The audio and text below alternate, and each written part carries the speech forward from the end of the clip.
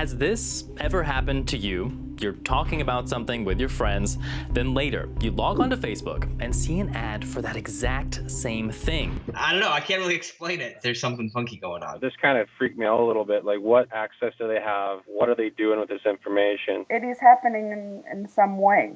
The theory goes like this. Facebook's apps use the microphone in your smartphone to eavesdrop on your conversation and then show you a creepily perfect ad in your newsfeed. We asked you if you've had any similar experiences, and we were flooded with responses. I took my my girlfriend at the time out for dinner, and I ended up proposing to her after dinner. The only communication I had made about my engagement was via text message and phone call.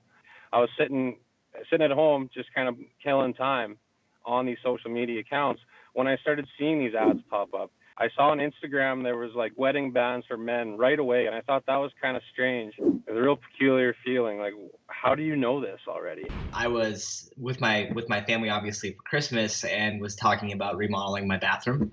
Basically, 2 days after I last talked about this, I started seeing Kohler ads, and Kohler is a popular, bathroom appliance company. Now, every single day this week, I've had one in my feed. So, is Facebook listening? We reached out, and they insist that they're not. They've denied it again and again and again. No, we're not using anyone's microphone to do any of that. We're also not using the context of your conversations in order to target ads. None of that is happening. But Facebook hasn't always been straightforward about its behavior. So we thought, why not test it ourselves? Mr. Zuckerberg. Hello, Mark. Mark, you there? We designed a little test to see if we could get Facebook to eavesdrop on us. Here's what we did. I got a new phone, created a new Facebook account, and chose 3 keywords that are completely unrelated to me: diapers, guitar, and vegan.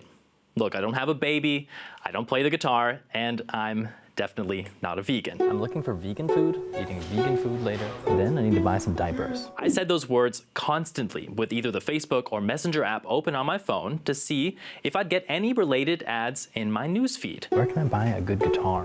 I'm thinking of taking lessons, guitar lessons. Look, we know it's not scientific, but here's what happened on day 1.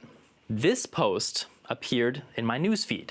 It's from a restaurant that serves vegan mayonnaise. Kind of crazy.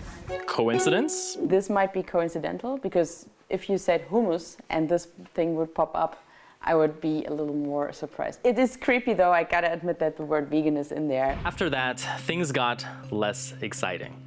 I saw lots of unrelated ads for Berlin's transit agency, for online shopping apps, for local newspapers, but nothing else for diapers, guitars, or vegan food. I'm not too surprised about the results, but I'm often surprised as to how well Facebook knows me and scary things that happen. The ads are just so good that you can't really see any other possibility than Facebook being able to listen to it. The thing is, Facebook doesn't need to listen. They've already got all the info they need, and we give them most of it ourselves anytime we click, like, or comment. They have very, very good means of targeting you, and they have very good means of selling very tailored ads to you once they know you better, and once they know what your friends like, once they know where you live, once they know what kind of things you liked or shared. Even when you're not on Facebook, the pages you visit and that pair of shoes you bought on Amazon, it's all being cataloged with cookies and other trackers designed by Facebook. Facebook even buys more information about you from other companies, like those loyalty cards you swipe at the grocery store. The internet is so intertwined with our daily lives that we forget about it, and then suddenly things will pop up and you feel as if a network intrudes or enters your life and gets inappropriately close. In fact, there are a lot of good reasons why Facebook probably isn't eavesdropping on me or on you. For one, Facebook says it isn't doing it, so if it's lying, the company would face big fines from US regulators, not to mention a huge public backlash.